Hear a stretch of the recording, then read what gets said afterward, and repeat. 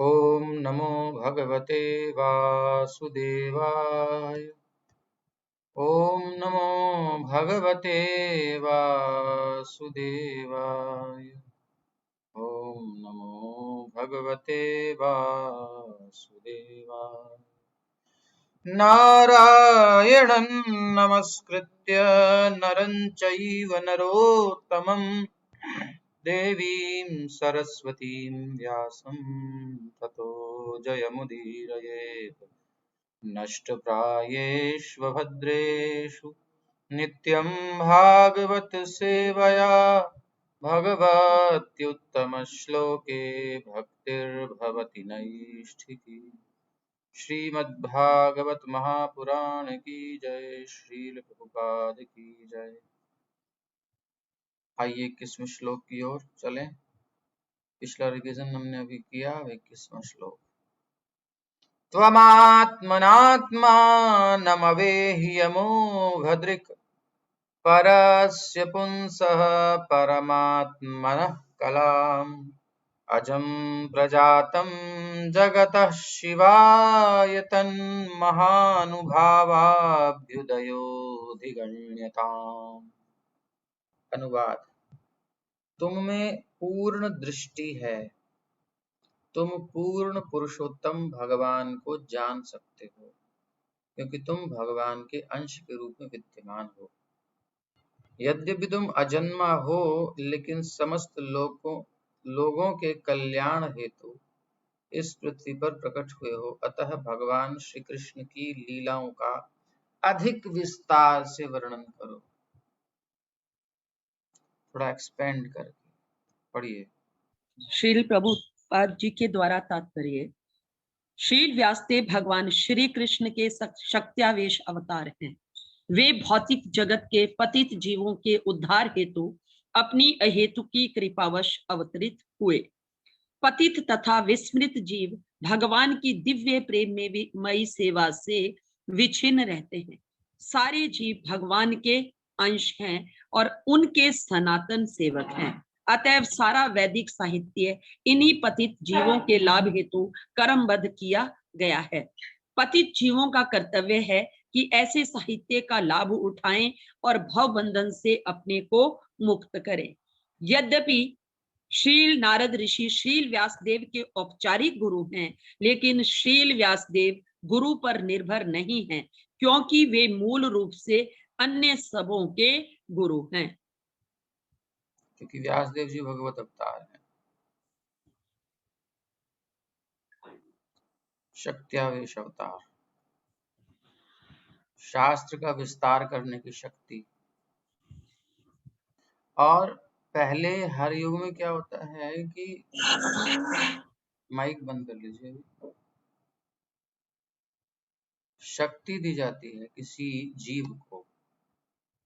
To conditions है व्यासदेव जी की। उसको वेद का विस्तार करने की पावर दी जाती है, एम्पावरमेंट किया जाता है परम सरकार द्वारा एम्प्लॉय को काम करने के लिए। पोस्ट दी जाती है, पावर दी जाती है। जैसे कि पीएम बना दिया, उसको पावर दे दी। सीएम बना दिया, पावर दे दी। ठीक है, भगवान जीव को पावर देते हैं, यू कैन डू इट। धारण की शक्ति भी देते हैं। लेकिन इस बार जो व्यासदेव जो है ना, वो साक्षात नारायण ही है। इसलिए ये जनरल टर्म्स में आ गया कि शक्त्यावेश अवतार हैं, बट वो हैं प्लस साथ में इस बार स्वयं नारायण ही आए हैं। तो दोनों चीजें मिक्स हो रही हैं, इसलिए कंफ्यूजन हो जाता है।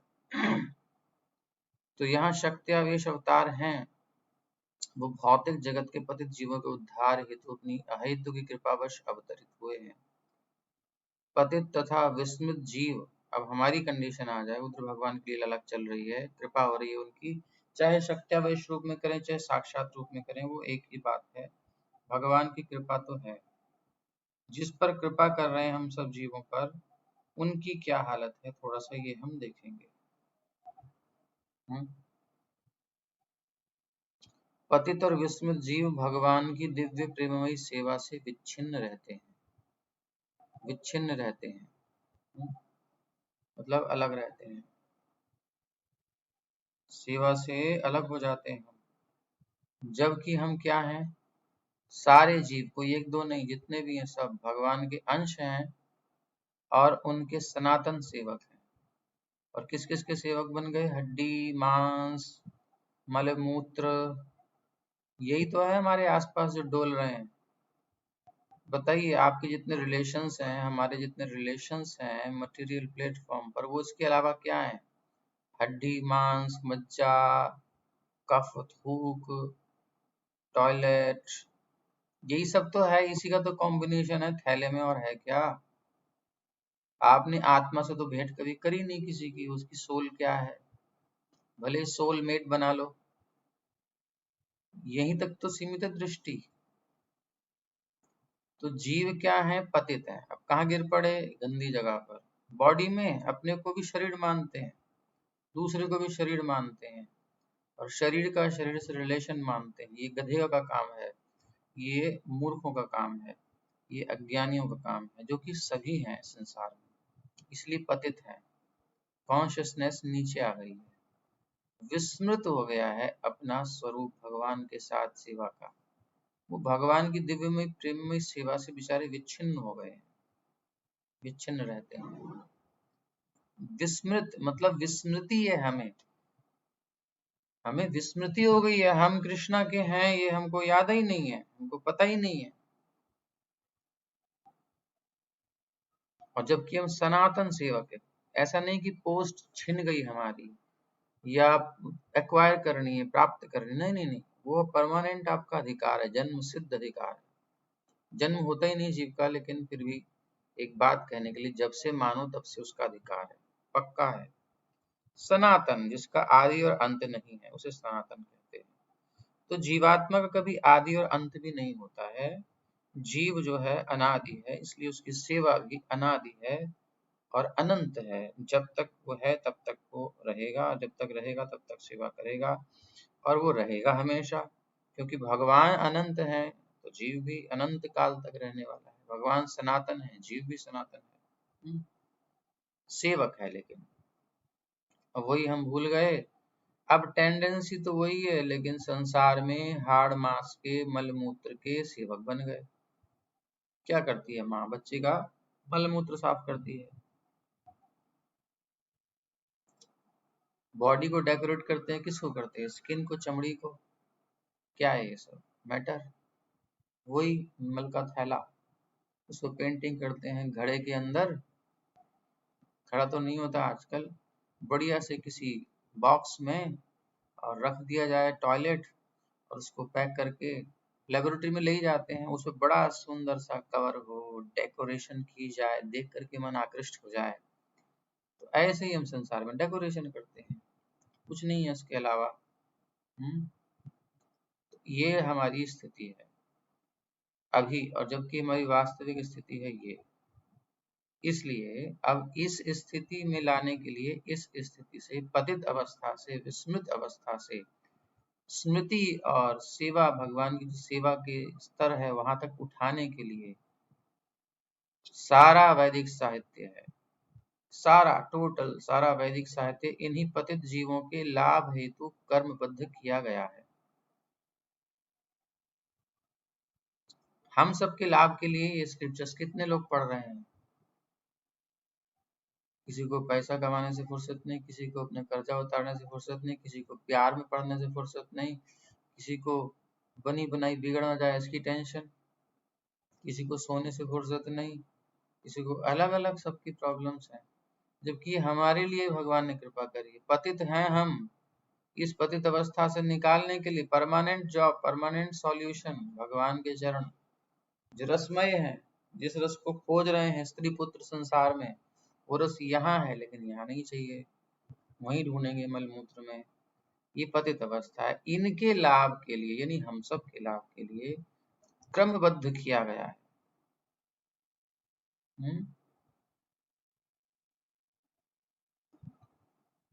क्रमबद्ध सीक्वेंस में दिया गया। व्यास देव जी ने पहले वेद का विस्तार किया, उपनिषद आदि तक ले गए, वेदांत सूत्र लिखा, उसके बाद उन्होंने कहा ये सब नहीं समझ पा रहे तो महाभारत आदि भी, पुराण आदि भी स्त्री शूद्र द्विजबंधु नाम, जो लो इंटेलिजेंस वाले हैं उनको दिए, थोड़ा एक्सप्लेन करके, थोड़ा ब्रॉड करके, कथाएं डाल करके, इंटरेस्टिंग स्टोरीज डाल करके, ऐतिहासिक घटना है उसमें बीच बीच में तत्व डाल दिया, बट एसेंस निकालो तो वेदांत सूत्र ही है, सफिशिएंट है। उपनिषद में भी डिटेल हो जाएगी,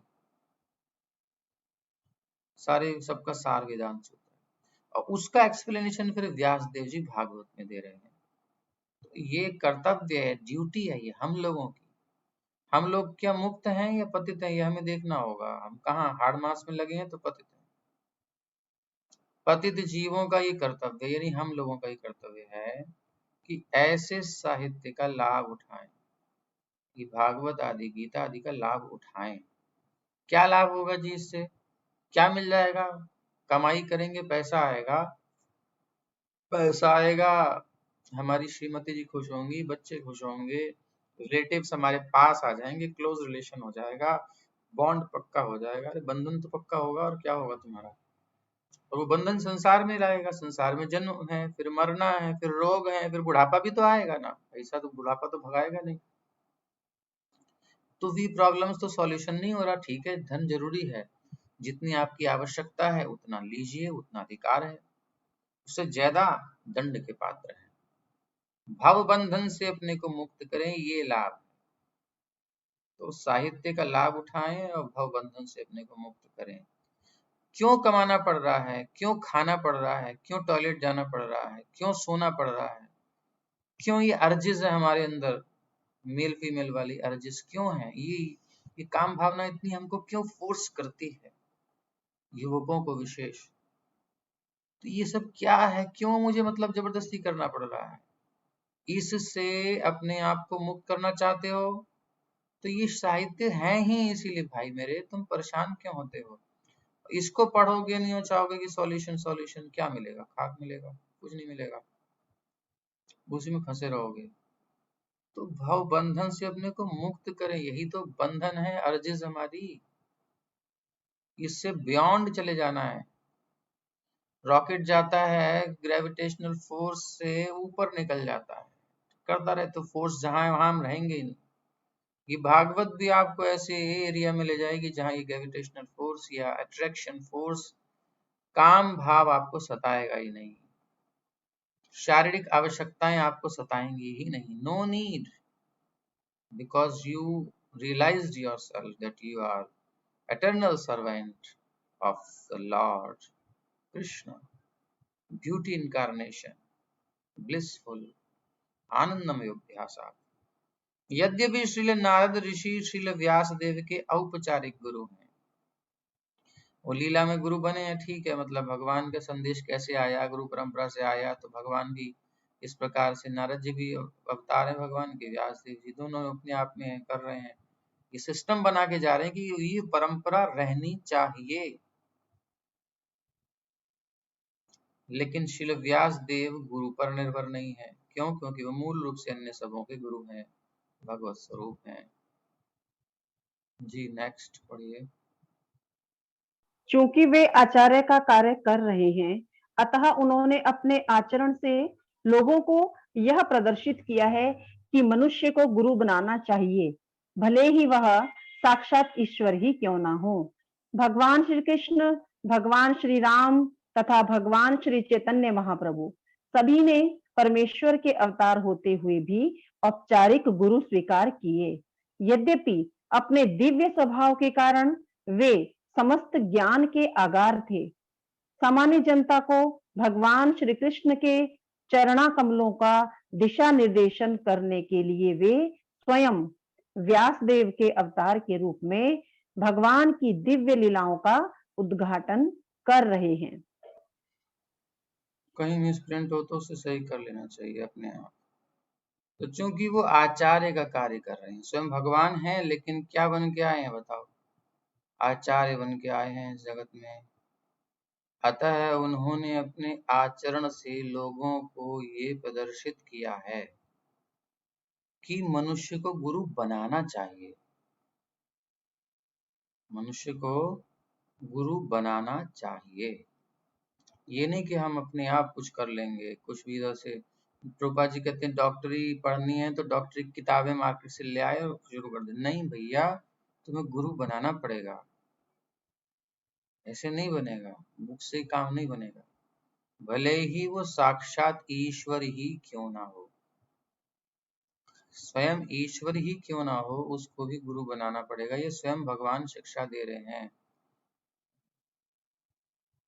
तो भगवान श्री कृष्ण, भगवान श्री राम तथा भगवान श्री चैतन्य महाप्रभु सभी ने परमेश्वर के अवतार होते हुए भी औपचारिक गुरु स्वीकार किए। इनकी औपचारिकता मतलब एक फॉर्मेलिटी निभाई इन्होंने, यद्यपि इनको नीड नहीं थी क्योंकि स्वयं भगवान है, स्वयं जगत गुरु हैं।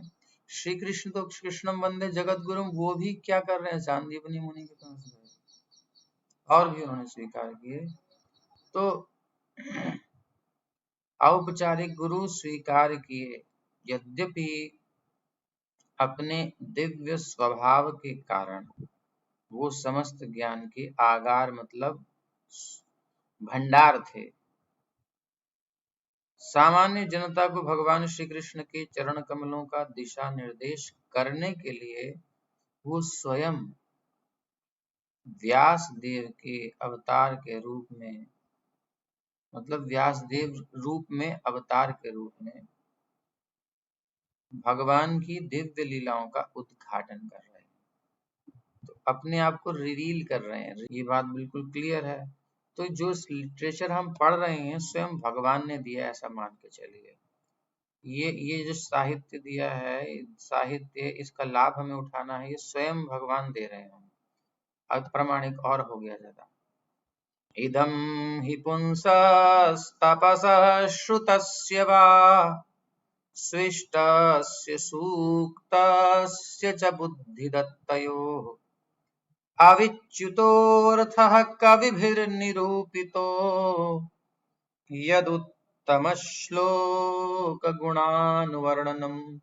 अब ये बहुत ही सुंदर प्यारा श्लोक नारद जी बोल रहे हैं, क्या बात है। ये निष्कर्ष है, ये डिसीजन है, ये एसेंस है। क्या है? कवि भी, किसने निकाला है? किसी चलते फिरते अरे गहरे नत्थु खरे ने? नहीं नहीं नहीं, कवि भी मान्य विद्वानों द्वारा इदम निरूपितः, इदम ही निरूपितः, ये ही निश्चय किया गया है, निष्कर्ष रूप में प्राप्त किया गया है, वर्णित किया गया है। क्या? कि पुंसः तपसः श्रुतस्य वा स्विष्टस्य सूक्तस्य बुद्धि च दत्तयोः, चाहे वो जो है तपस्या करे, चाहे वेदों का अध्ययन करे, चाहे यज्ञ करे या आध्यात्मिक ज्ञान प्राप्त करे, सूक्त का, बुद्धि का ज्ञान का अनुशीलन करे और दान करे, सबका क्या उद्देश्य है, फल क्या है, प्रयोजन क्या है? अविच्युतः, अचूक अर्थ या प्रयोजन फल क्या है, इसमें कोई डाउट ना हो, बिल्कुल पक्का। बोले यत, यही है जिससे उत्तम श्लोक गुणानुवर्णनम, भगवान जिनका वर्णन चुने हुए श्लोकों से किया जाता है, उत्तम श्लोकों से जिनका गुणगान किया जाता है, ऐसे भगवान के गुणों का अनुवर्णनम, जो ऑलरेडी किया जा चुका है वर्णन, उसको बस पीछे से अनु यानी दोहराना है। कहते हैं ना अनुज, अनुज मतलब छोटा भाई, ये छोटा। तो ज जिसने जन्म लिया है उसे कहते हैं ज। तो अग्रज जो आगे जन्म लिया वो बड़ा हो गया, जो अनुज पीछे जन्म लिया वो छोटा हो गया। तो अग्रज अनुज, जैसे हमारा नाम रामानुज, तो रामस्य अनुजः, तो छोटा है ना, राम जी से छोटा है, यानी लखन लाल, भरत लाल, शत्रुघ्न लाल, सब छोटे ही। अथवा भगवान बलराम जी को भी राम कहते हैं, तो रामस्य अनुजः कृष्णः तस्य दासः, तो ये है।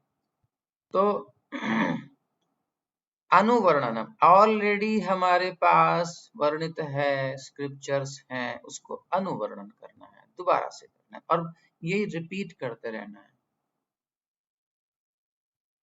जैसे बच्चा साइकिल चलाता है, तो पेंडल मारते रहना है, बस वो गाड़ी आगे बढ़ती रहेगी।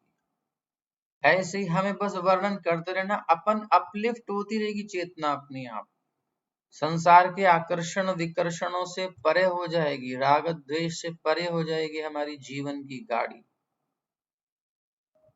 ये विशेषता है,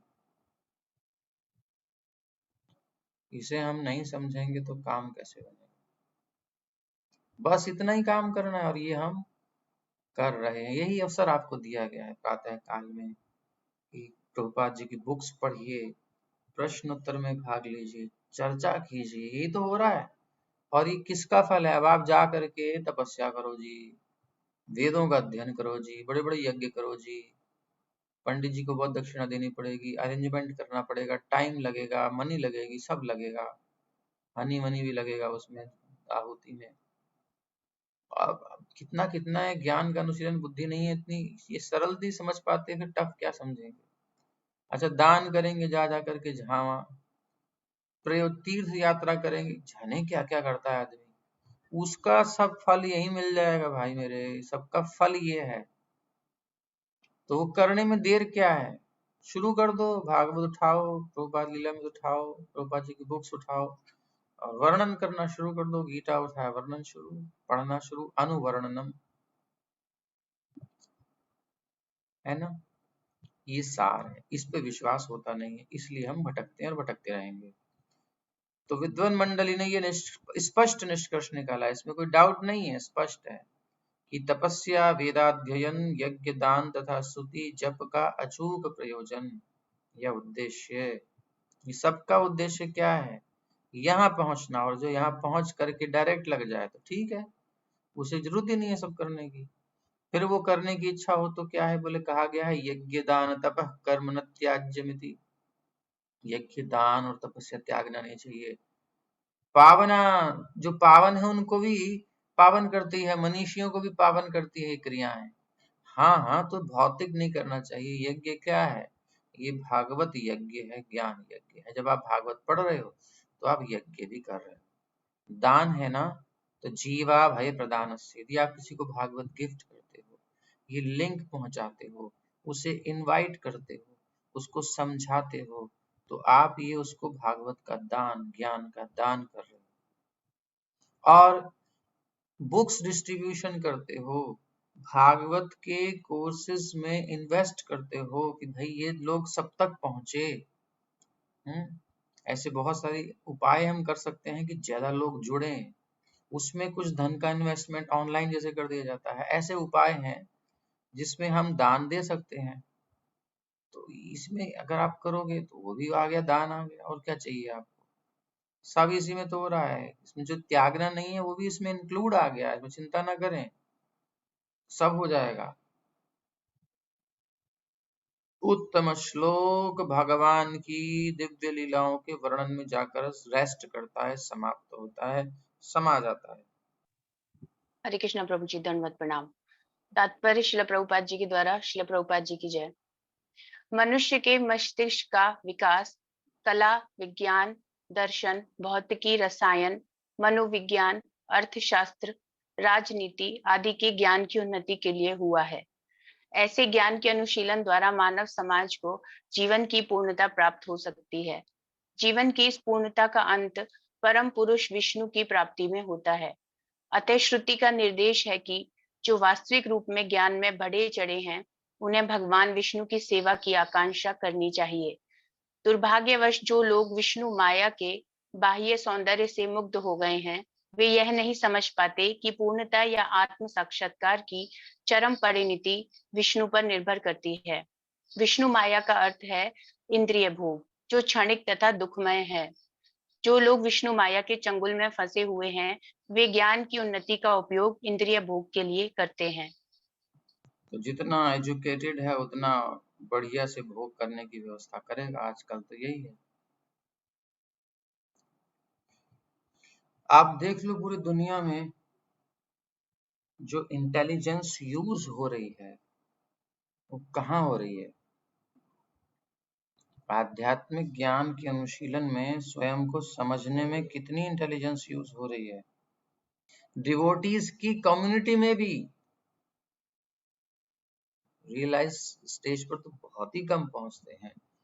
वो भी क्या है, अभी हम वृंदावन इस्कॉन में दर्शनार्थी के लिए, तो ये कौन है उनका, जो आप जानते हैं ग्रुप वाले बैंड, और श्रीमान जी श्रीमती जी टेम्पल के बाहर, सबके कैमरे उधर। हमने एक दृष्टि में देखा, अच्छा ये लगा करके ये पूरी मतलब पूरी मॉडल बन के वो श्रीमती जी वहां खड़ी हुई हैं और श्रीमान जी हैं, कट वट सब कुछ बढ़िया से, तो वो सारा अट्रैक्शन खुद ले रहे हैं। तो टेम्पल में जा करके यदि सबका अट्रैक्शन खुद ले पा रहे हैं और भगवान से डिस्ट्रैक्शन हो रहा है, तो क्या कमा रहे हैं, क्या कर रहे हैं? What is this? हाईलाइट अपने पे किया ना कैमरा, उन्होंने जितनी भी वीडियोस बनाए हैं वो किस पे हाईलाइट किया है? तो हम एक दृष्टि में देखे और ये चिंतन करते हुए आगे चल दिए।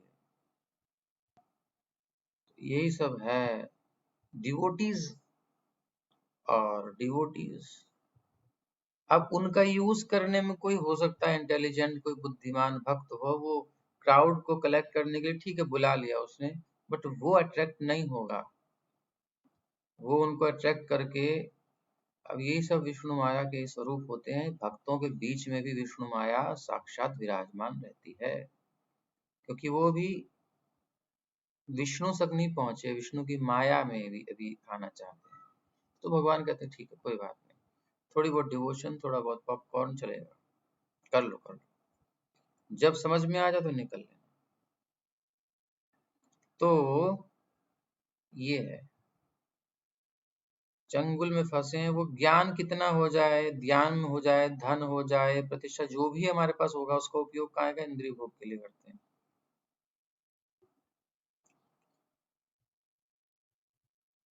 ठीक है, बहुत कुछ उन्होंने किया है, मतलब कर रहे हैं डिस्ट्रीब्यूशन वगैरह सब कुछ, बट एक ओवरऑल देखेंगे तो प्योर डिवोशन तो नहीं है।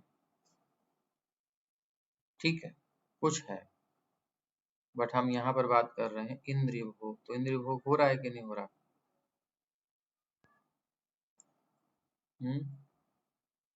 जी प्रभु जी। ये सब चीजें हैं। तो मनुष्य के मस्तिष्क का विकास, अच्छा प्रभुपाद जी ने क्या किया था, प्रभुपाद जी ने बड़ी बड़ी मॉडल्स को विदेशों में, सुपर मॉडल्स को और मॉडल्स को, फिल्म की हीरोइंस को सिंपल साड़ी में ला दिया था, और प्रभुपाद जी कहते हैं now you are looking beautiful. बेटी की दृष्टि से कहते हैं कि अब तुम सुंदर लग रही हो, ये तुम वो जो कर करके नौटंकी दिखा दिखा कर अंग प्रदर्शन, वो सुंदर नहीं लग रही थी, अब तुम सुंदर लग रही हो, सुंदर ड्रेसिंग करके वैष्णवी बन के। तो अब यहाँ उल्टा चलता है। तो यही सब है। प्रभुपाद जी के निर्देशंस जो फॉलो नहीं कर रहा है, वो इस्कॉन में होकर के भी इस्कॉन में नहीं है, वो अपने ही कोने में है, मन के किसी पड़ा हुआ विष्णु माया। तो मनुष्य के मस्तिष्क का विकास किस लिए हुआ है जी? किस लिए हुआ है? कला, विज्ञान, दर्शन, भौतिकी, रसायन, मनोविज्ञान, अर्थशास्त्र, राजनीति आदि के ज्ञान की उन्नति के लिए हुआ है। ऐसे ज्ञान के अनुशीलन द्वारा मानव समाज को जीवन की पूर्णता प्राप्त हो सकती है। यहीं अटकना नहीं है, पूर्णता को प्राप्त करना है। जीवन की इस पूर्णता का अंत कहाँ है? परम पुरुष विष्णु की प्राप्ति में होता है। इसलिए टारगेट क्लियर होना चाहिए, तब अगर आप कहीं कला के क्षेत्र में हैं तो कृष्ण की कला में पहुंच जाएंगे, कहीं विज्ञान के क्षेत्र में हैं तो हिज होलीनेस भक्ति स्वरूप दामोदर महाराज की भांति प्रभुपाद जी की कृपा प्राप्त करके God is a person, science, ये सब के ऊपर बुक्स लिखेंगे, साइंटिस्ट को प्रीचिंग करेंगे, इसकी पूर्णता है। दर्शन फिलॉसफी तो खैर है ही, भौतिकी, रसायन, रसायन विज्ञान से भी भगवान की कुछ क्रिया करेंगे, मनोविज्ञान का उपयोग करेंगे कैसे भक्ति में आए, अर्थशास्त्र, धर्म को लगाएंगे भगवान की सेवा में, राजनीति करेंगे तो सबके हृदय में धर्म की, भगवान के प्रति भावना की स्थापना हो, इस सबकी परिपूर्णता इस प्रकार से है। ये सब हम पढ़ेंगे आगे। तो मानव समाज को जीवन की पूर्णता प्राप्त हो सकती है। जीवन की इस पूर्णता का अंत परम पुरुष विष्णु की प्राप्ति में होता है। इसलिए श्रुति का निर्देश है कि जो वास्तविक रूप में ज्ञान में बढ़े चढ़े हैं, उन्हें भगवान विष्णु की सेवा की इच्छा करनी चाहिए।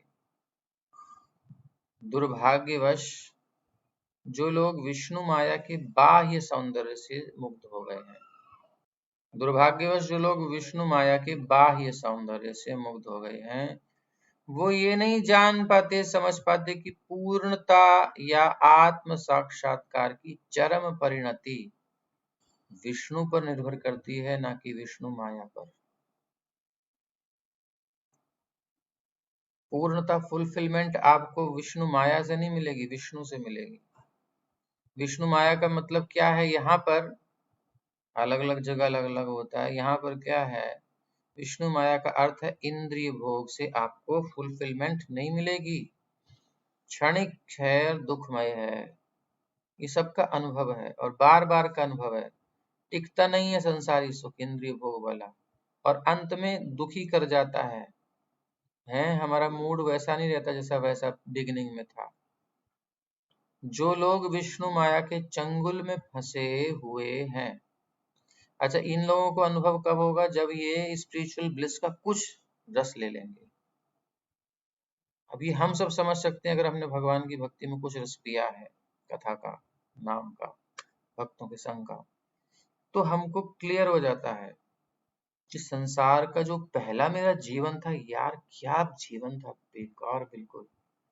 मतलब कुछ खोजते थे कि कैसे एक्साइटमेंट आए लाइफ में, सब सही रहे, सब बढ़िया आनंद, लेकिन तब भी नहीं होता था। जो यहाँ ऐसे ही पड़े पड़े हैं, हमारा तो भाई ऐसे ही है, पड़े रहो, कुछ नहीं करे, लेकिन आनंद में है, ये तो पक्की बात है। तो जो लोग विष्णु माया के चंगुल में फंसे हुए हैं, वे ज्ञान की उन्नति का उपयोग इंद्रिय भोग के लिए करते हैं। बेचारों को पता ही नहीं कि इसी का यूज करके मैं मुक्त हो सकता हूँ।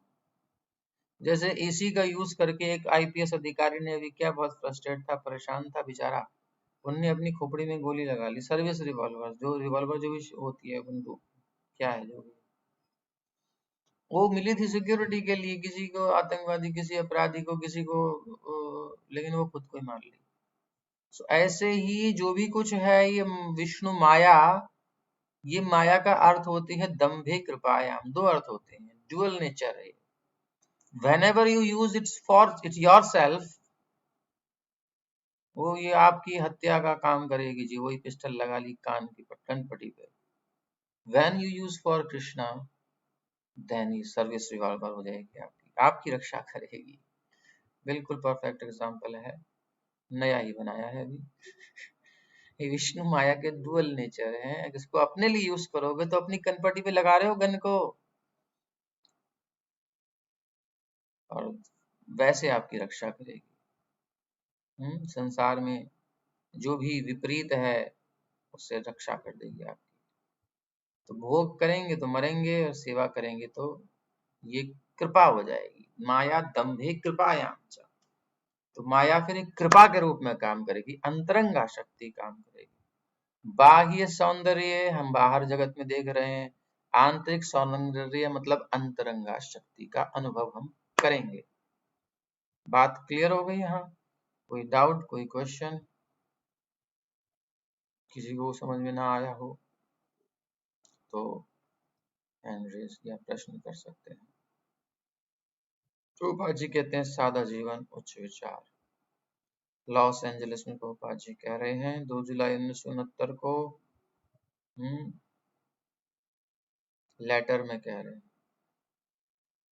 As I have already written to you, we should not try to become a very popular musical party.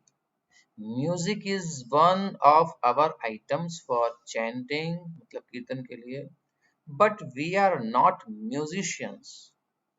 We should always remember this fact. The best example is that we take advantage of the typewriting machine but that does not mean we are professional typists. Okay, तो ठीक है music का use करें तो पहले से कर ही रहे थे, बट ये बैंड और उसमें बैंड भी बने तो अच्छा है, चलो बना, लोगों को हरे कृष्णा बैंड हरे कृष्णा ही होता है, चलो ठीक है, बट उसमें ये जो मटर वाला अट्रैक्शन है कि मतलब सब लोग कीर्तन को भूल के उन्हीं घूर घूर के देख रहे हैं, ये तो वही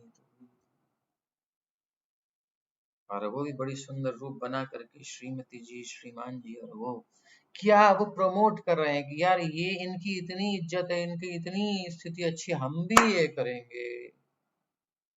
तो हृदय में वासना क्या जग रही है ये देख करके, हम भी ऐसा करेंगे, ये अच्छा है, ये हिंसा है, बड़ी सूक्ष्म हिंसा है। हमको कथा कहने की इच्छा कैसे जगी, कथा सुन सुन के, बड़े बड़े मंचों में देखते थे, इतनी बड़ी बड़ी कथाएं होती हैं, इतना अच्छा अच्छा बोलते हैं, मैं भी कब देखूंगा, तो मन में आती थी, देख के आती इच्छा।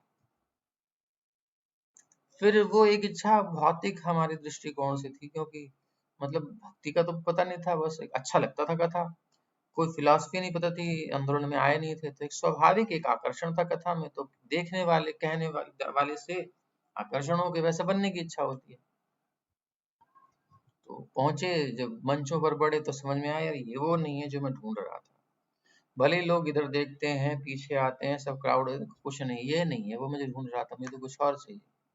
तो प्रभुपाद जी को देख करके क्या बन रहे हैं लोग, तो फिर टारगेट चेंज हुआ। ओ इवन इस्कॉन में आने के बाद ही शुरू किया, अपने आप नहीं किया, भक्तों ने कहा कि बैठो बैठो बैठो, बोलो बोलो बोलो, हमारी रुचि नहीं थी लेकिन कहीं कोने में थी, इतना बड़ा बड़ा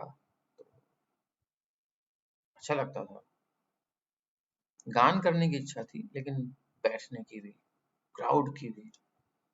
तो भक्तों ने प्रेरित किया, हम कभी बोले नहीं थे ऐसे, बैठो बैठो, पहली बार को बिठाया तो हम मंच पे नहीं बैठे, नीचे बैठे, आंख बंद करके बोले मतलब कुछ नहीं है, हम चलो डैन नहीं दिख रहा, अब नए नए थे।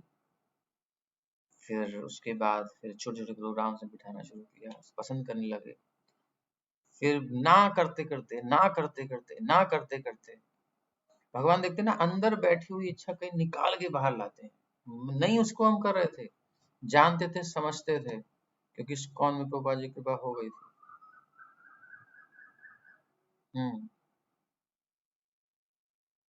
तो फिर हमको जबरदस्ती कि आपसे करानी है, आपसे ही करानी है प्रभु जी कथा, आपसे ही करानी है, मैंने कहा यार फंस गए अच्छे, मैं क्या करूं, 1 महीने का अखंड हरिनाम संकीर्तन करो, देवकी नंदन प्रभु थे, तो 1 महीने का अखंड हरिनाम संकीर्तन करो, कार्तिक महीना आ रहा है बढ़िया से, तब हम करेंगे, बड़ी शर्त है ये, ऐसे ही पालन नहीं कर सकते आप में से कोई हो तो मुझे बताए, बताए बताए कोई है तो करने वाला, 1 महीने अखंड हरिनाम संकीर्तन तब कथा करेंगे।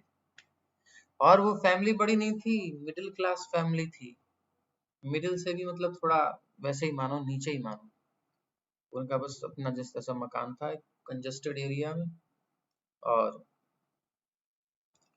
2 बहनें हैं, एक भाई है, एक बूढ़ी माँ है, और कुछ नहीं है, केवल एक बहन की स्कूल में जॉब है, अभी भी है वो, और बाकी उनका कुछ ऐसा कुछ नहीं, जैसे तैसे सिलाई करके कुछ करके काम चलाते हैं, ठीक है।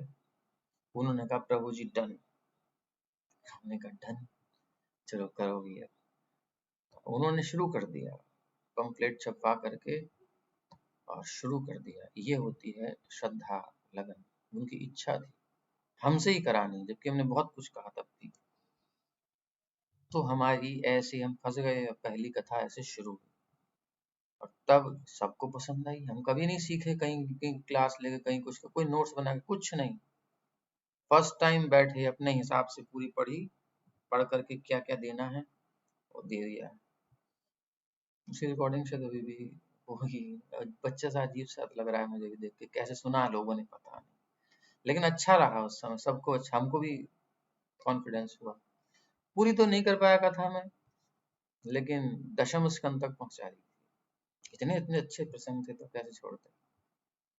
तो उसमें ये कह रहे हैं कि इस प्रकार से उनको हमको प्रेरित किया गया था, मतलब हम प्रयास पूर्वक नहीं बैठे हैं और रुचि अभी भी नहीं है, वो एकांत की ही रुचि है, वो ठीक है, वो निकल गई इच्छा खत्म। मैं कहने का मतलब है कि हमारा देख करके इच्छा होती है करने की, जैसा संग करोगे वैसा रंग चढ़ेगा। तो इस प्रकार के जो ब्यूटी कंपटीशन वाले सिस्टम में जाएंगे तो वही तो आकर्षण होगा। मंदिर में सबसे सुंदर होने चाहिए राधा कृष्ण, गौर निताई, कृष्ण बलराम। उनका डेकोरेशन इतना सुंदर डेकोरेट करके नाइसली, गोपाल जी मंदिर क्यों बनाए? झोपड़ी में तो काम हो सकता था। नाइस नाइस टेम्पल्स क्यों बनाए? Because for attract people towards Vishnu, Krishna, Radha Rani, Gaur Nitai, Sitaram. और उस टेम्पल में आकर के उनके अट्रैक्शन को अपनी तरफ खींच लिया किसी ने, तो उसने ऑफेंस कर दिया है। सटल रूप में चल रहा है काम।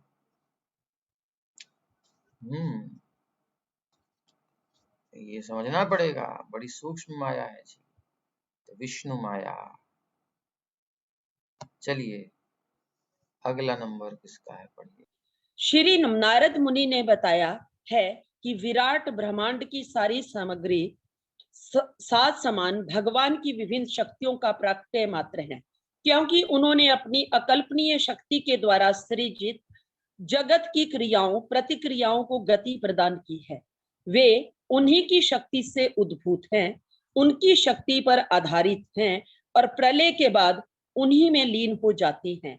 अतएव उनसे भिन्न कुछ भी नहीं है, किंतु साथ ही वे सदैव उनसे भिन्न रहते हैं। जब ज्ञान की उन्नति का सदुपयोग भगवान की सेवा के लिए किया जाता है तो सारी प्रक्रियाएं परिपूर्ण बन जाती हैं। भगवान तथा उनका दिव्य नाम, यश, महिमा इत्यादि सभी कुछ उनसे अभिन्न हैं। अतएव समस्त मुनियों तथा भगवत भक्तों ने संस्तुति की है कि कला, विज्ञान, दर्शन, भौतिकी, रसायन, मनोविज्ञान तथा ज्ञान की अन्य शाखाओं का उपयोग पूर्ण रूप से तथा एकांतिक भाव से भगवान की सेवा के लिए किया जाए। कला, साहित्य, पद्य, चित्रकला आदि का उपयोग भगवान के यशोगान में किया जा सकता है।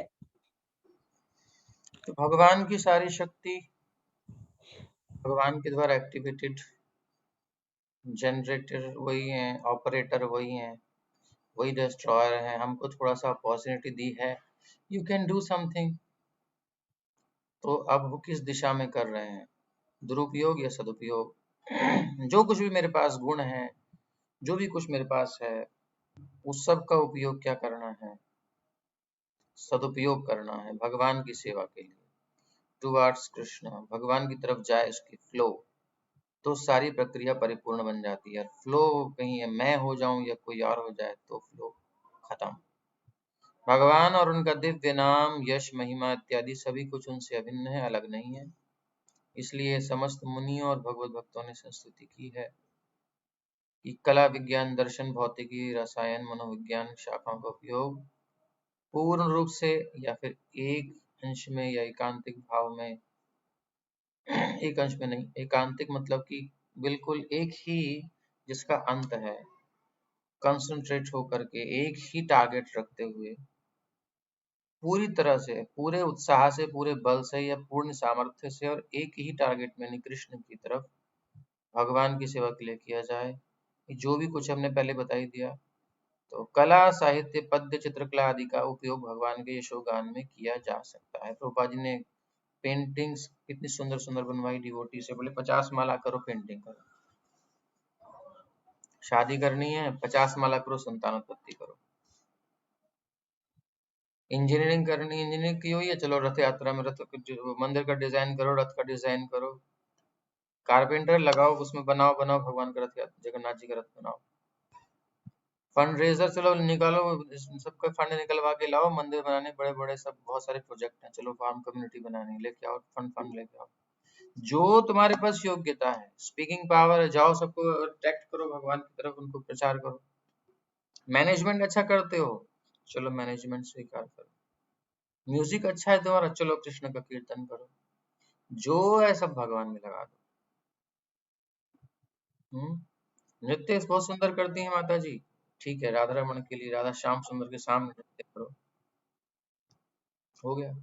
उपन्यासकार, कवि तथा विख्यात साहित्यकार सामान्य रूप से कामुक विषयों के लेखन में लगे रहते हैं, किंतु यदि वे भगवान की सेवा में लग जाएं, तो वे भगवान की दिव्य लीलाओं का वर्णन कर सकते हैं।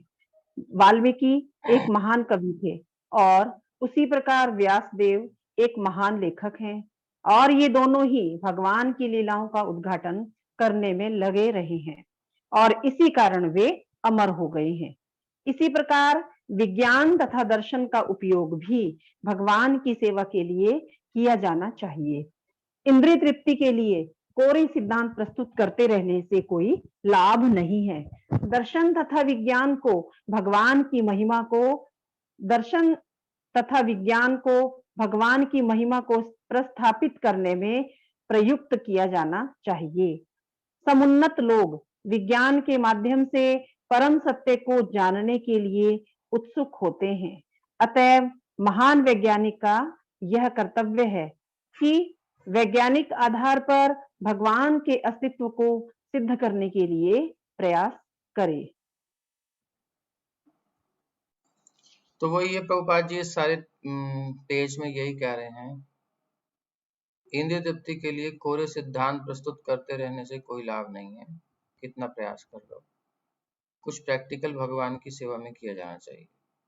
अब अपने अपने अंदर हम देखें भगवान के लिए क्या प्रैक्टिकल हम कर रहे हैं, क्या भगवान के लिए ऑफरिंग कर रहे हैं, और कितना और कर सकते हैं, कितना हम चुरा रहे हैं, अभी कितना समय चुरा रहे हैं, कितनी एनर्जी चुरा रहे हैं, कितना धन चुरा रहे हैं, कितना विचार हमारे उपयोग हो सकते हैं, बुद्धि का उपयोग कर सकते हैं, नहीं कर रहे हैं। मतलब हर जगह जो जो हमारी प्रॉपर्टी है, जो जो हमारे पास है, वो कितना हम कृष्ण से अलग करके लगा रहे हैं, उसको हाँ इन्वेस्ट करना है भगवान की सेवा में, उन्हीं के लिए सफलता यही है। प्रैक्टिकल करो, कुछ खाली बातें नहीं करना।